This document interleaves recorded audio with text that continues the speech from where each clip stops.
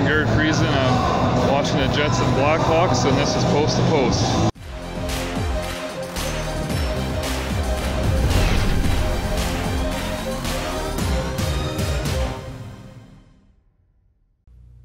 Hello and welcome to Post, the channel where we discuss all things hockey and all teams. And here today to talk about the Winnipeg Jets versus the Minnesota Wild series. What a fantastic series that was. Some great hockey to watch. Some of the best playoff hockey in the playoffs so far. And it's weird to say that for a series that ended 4-1, but it was really a lot closer than that. There were a few of those games that really could have gone Minnesota's way. And I don't think Winnipeg was lucky by any means. There was no luck there. I think Winnipeg deserved to win. I think they were the better team, and I think the right team won that series. Minnesota probably could have got another game out. They suffered from some injuries. I'm not making excuses. That's just a fact. When you lose Parise, that's a huge hole in your lineup. And there were other factors as well. I have a few things written down here I wanted to talk about, and these are in no specific order. I was just making notes as I was thinking about this last night and making this. So the first thing I have down here is Dubnyk. I thought he was fantastic throughout the majority of the series. Probably the only reason that the Minnesota Wild didn't get swept, and one of the only reasons that they almost took it to 6 games. Now, the last game that he played, he did get pulled, and he wasn't playing well. And you can't completely blame him. He was left out to dry in a few of those goals, those first 4 goals, but he should have had 3 of the 4 of those shots, in my opinion. And I will say this, though. When he was pulled, the respect that the team showed towards Dubnyk, every single player on the ice came back to give him a tap on the pads when Stalock was getting ready on the bench. And when Dubnyk finally got to the bench, or on his way to the bench, he had a brief interaction with Stalock, and Stalock really showed his appreciation and respect for Dubnyk. And then once he got back to the bench, almost every single player on the bench walked over, gave him a tap on the pads. The captain, Koivu, came over, gave him a tap on the head, said some words to him. So, they're letting him know that it's not your fault, don't worry about it. You're in this position because we put you in this position, and we're sorry about that. So that was really good to see. A lot of teams do that when the goalie gets pulled, but Minnesota really, I think, took an extra step there, the players, and showed a tremendous respect towards Dubnyk, and that was really great to see as a team. Regardless if they win, loss, whatever, just the respect that they showed Dubnyk was pretty cool to see. So if we look at the other end, Hellebuck had an amazing series. He had that one game where he wasn't that strong, but in general, he made some incredible saves. The games could have easily gotten away from Winnipeg score-wise if it wasn't for Hellebuck's play. I've said for a long time that Winnipeg is going to be an incredibly dangerous team if they get good goaltending, and they did this year. Last year we made a video called "What's the next Canadian team to win the Stanley Cup?" And in that video, I basically said that, and I predicted that Winnipeg would be the next Canadian team to win the Stanley Cup. And this year, they got good goaltending. I still don't think that they're going to win the Stanley Cup, but I think they have a pretty good shot because of the goaltending. It's a very deep team, and it's a very fun team to watch as well. Winnipeg plays a very physical game. I think they wore down Minnesota just to the bone. I mean, they endless hits, the puck battles along the boards. It's not just stick work. You're getting hit up against the boards endlessly by Winnipeg. The open ice hits, they will grind you down, and it's going to be a challenge for Nashville. I'm not going to talk too much about this matchup that's upcoming for Winnipeg, but it's definitely going to be a good series to watch. I thought both arenas were fantastic.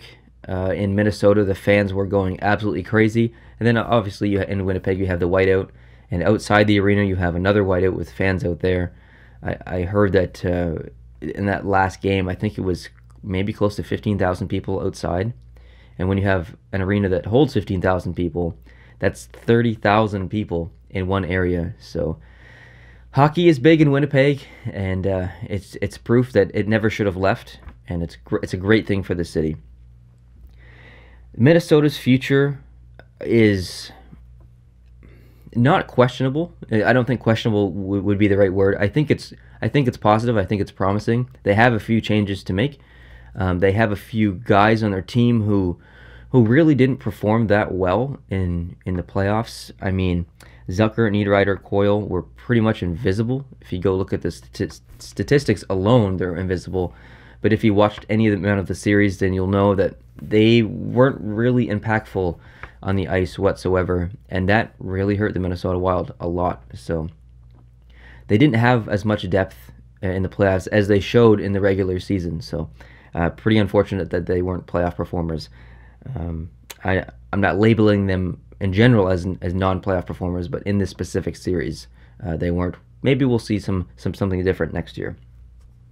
I thought Koivu had one of the best series in his life, and he's a player that hasn't played a lot in the playoffs, doesn't have a lot of playoff experience, but he was an absolute beast out there. In my opinion, he was their best player outside of Dubnyk.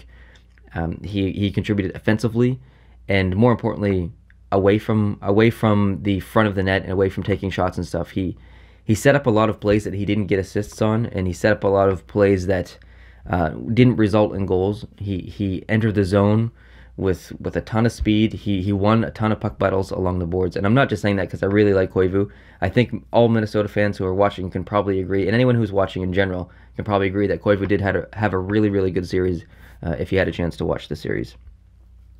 Byfuglien specifically, I thought had an amazing series. Physically, he was just pounding everyone. He was showing speed that I've never seen from Byfuglien before, breaking into the zone and making plays.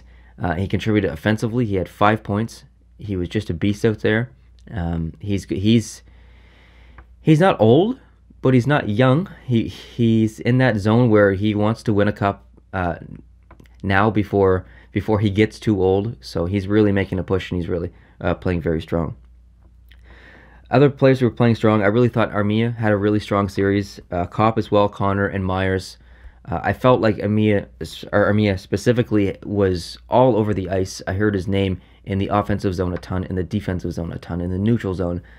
He did a lot of things, a lot of important things on the ice that it was really, really noticeable. And that's good to see. That really shows the depth of the Winnipeg Jets moving forward. You're having the Winnipeg Jets, who are very deep up the middle, and just a deep team in general, take on Nashville next, who is the deepest team up the middle, and a very deep team. It's going to be an absolute battle of the ages. It's going to be amazing. My prediction in this series was Winnipeg in 6. The result was Winnipeg in 5, but I really did feel like Winnipeg could take this down in 6. And it could have gone to 6. Like I said at the beginning, some of these games were so close. Minnesota probably could have won a few, or at least one, and put it to 6 games. But I'm okay with my prediction. I mean, I picked the right team to win, and they won in around the same amount of games that I picked. So, my predictions have been going pretty good so far, other than the San Jose Anaheim series. But I've already spoken about that. But hope you guys had fun watching the series. It was a really great series, and they get a bit of a break now until the next series Winnipeg does. Rest I think they probably need, because it was a very physical series, so they'll be ready to go for Nashville, and I hope you guys will be watching that series as well. After this video, I'm going to be talking about, have some notes over there for the Nashville for Colorado series, the Pittsburgh Philadelphia series, and then the Tampa New Jersey series. I'm filming all those videos next, and they'll release after this one. So I hope you can hit the subscribe button on the channel if you are not subscribed, so you can catch those videos. And if you did like this video, please hit the like button, and I'll see you in those next videos. Adios, guys.